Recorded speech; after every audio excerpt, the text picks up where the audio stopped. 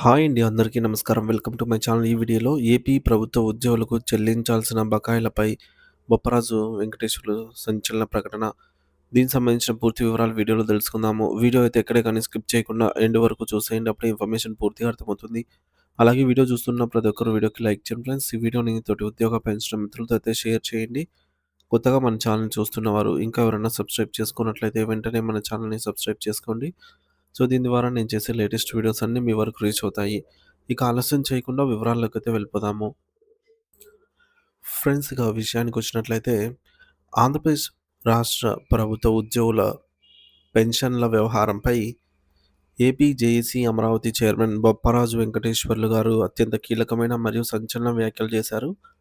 Pension అనేది ప్రభుత్వాలు ఉద్యోగులకు వేసే భిక్ష కాదని, అది వారు దశాబ్దాల పాటు సమాజం కోసం అందించిన సేవలకు గాను పొందే రాజ్యాంగ బద్ధమైనటువంటి హక్కు అని ఆయన కుండ బద్దలు కొట్టారు.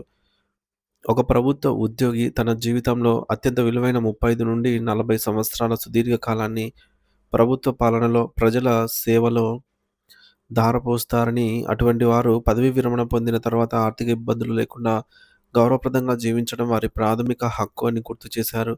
ఈ క్రమంలో పెన్షన్ చెల్లింపుల్లో జాప్యం చేయటం లేదా బకాయిలను నిలిపివేయడం ఏమాత్రం సమర్థనీయం కాదని ఆయన ప్రభుత్వాన్ని హెచ్చరించారు.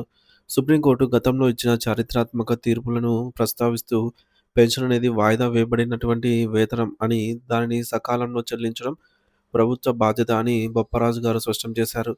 ఉద్యోగి రిటైర్ అయ్యే రోజు ఆయనకు రావాల్సిన గ్రాట్యుటీ, కమ్యుటేషన్, ఎన్కాష్‌మెంట్ వంటి అన్ని రకాల ఆర్థిక ప్రయోజనాలను ఒకేసారి అందజేసేలాగా ప్రభుత్వం పక్కా ప్రణాళికతో వ్యవహరించాలని, రిటైర్మెంట్ రోజునే ఆ ఉద్యోగి చిరునవ్వుతో ఇంటికి వెళ్ళేలా పరిస్థితి కల్పించాలని డిమాండ్ చేశారు.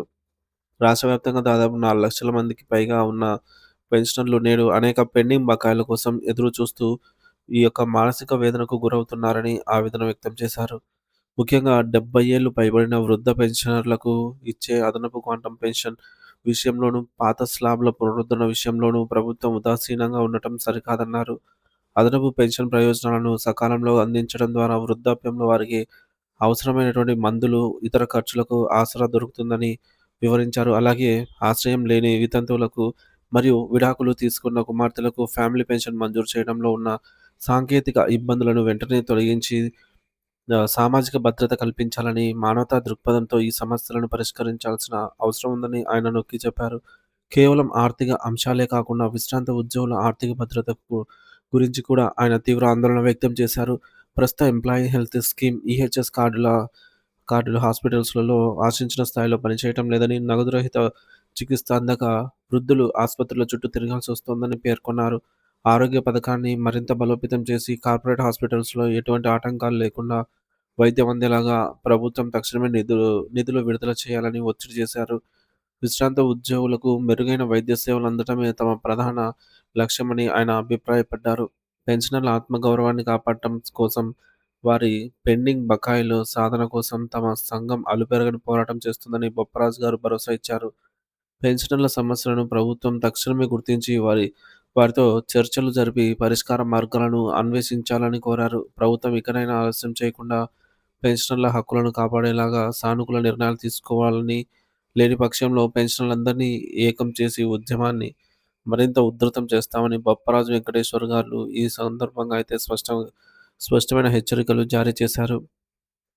ఇక రాష్ట్ర ప్రయోజనాల కోసం శ్రమించిన విశ్రాంత ఉద్యోగుల పట్ల ప్రభుత్వం బాధ్యతాయుతంగా ప్రవర్తించాలని ఆయన విన్నవించారు.